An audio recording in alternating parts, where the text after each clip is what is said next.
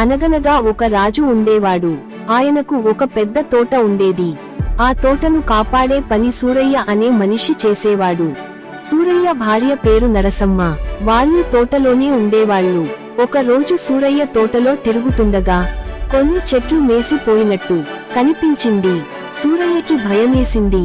రాజుకి తెలిస్తే నాకు శిక్ష పడుతుంది అనుకున్నాడు. మొత్తం తోటను తిరిగి చూశాడు. ఎక్కడా గోడలు తెగిపోయి లేవు. పెద్ద జంతువులు ఎలా లోపలికి వచ్చాయి అని అతడు ఆశ్చర్యపోయాడు. అప్పటి నుండి ప్రతి రాత్రి మాటువేసి కాపలాయాడు. ఒక పున్నమి రాత్రి, పూర్ణచంద్రుడు ఉండే రాత్రి వచ్చింది. వెన్నెల అంతా పరచుకుంది. సూరయ్య కళ్ళు మెరిపిస్తూ చూస్తున్నాడు. అప్పుడే వింత జరిగింది. ఆకాశం నుండి ఒక ప్రకాశించే రెక్కలతో ఒక ఏనుగు నెమ్మదిగా దిగింది. ఆ ఏనుగు ఎంతో అందంగా మెరిసింది. ఆ ఏనుగు తోటలో తిరుగుతూ తాను ఇష్టపడే ఆకుల్ని మేసింది. సూరయ్య నెమ్మదిగా దాని వెంట వెళ్ళాడు. ఉదయం దరి చేరుతుండగా ఆ ఏనుగు గీంకరించింది, ఒక శబ్దం చేసింది. వెంటనే పైకి ఎగిరింది. సూరయ్య భయపడకుండా దాని తోక పట్టుకున్నాడు.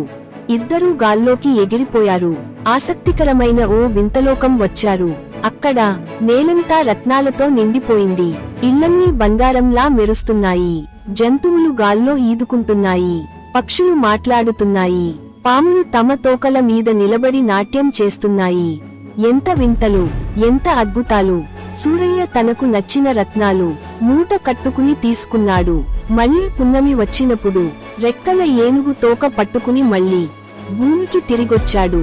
సూరయ్య ఊరంతా ఈ కథ చెప్పాడు. అతని చూపిన వింత వస్తువులు చూసి కొందరు నమ్మారు, కొందరు నమ్మలేదు. సూరయ్య వాళ్ళందరినీ పిలిచి, ఓ రోజు నేను మిమ్మల్ని కూడా ఆ వింత లోకం తీసుకెళ్తాను అన్నాడు. పున్నమి రోజు వచ్చేసింది. అందరూ తోటకు వచ్చారు. ఎందరో చూస్తుండగా రెక్కలతో మెరిసే ఏనుగు మళ్లీ తోటలోకి వచ్చింది. మత్తుగా మేత మేసింది. అంవేళలో ఏనుగు మళ్లీ పైకి ఎగిరింది. సూరయ్య తొందరగా దాని తోక పట్టుకున్నాడు. ఆమె భార్య నరసమ్మ ఆయన కాలు పట్టుకుంది. ఆమె కాళ్లను మరో వ్యక్తి పట్టుకున్నాడు. ఇలా అందరూ ఒకరి కాళ్లను ఒకరు పట్టుకుని గాల్లో వేలాడుతూ పైకి ఎగిరిపోతున్నారు. చివరిలో మల్లమ్మ అనే అమ్మాయి వేలాడుతున్నది. ఆమెకు ఓ సందేహం వచ్చింది. ఓపిక ఉండలేదు. అడిగేసింది, అక్కడ గుమ్మడికాయలు ఎంత పెద్దవిగా ఉంటాయి అని.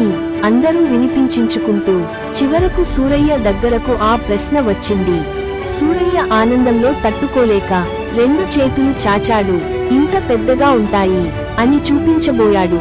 చేతులు వదిలేశాడు. అందరూ ఒకేసారి గాల్లోంచి జారిపడ్డారు. గాలి గబ్బున కొట్టింది. అందరూ భూమిపై బోర్లా పడ్డారు. మీకు ఈ వీడియో నచ్చితే లైక్ చేయండి.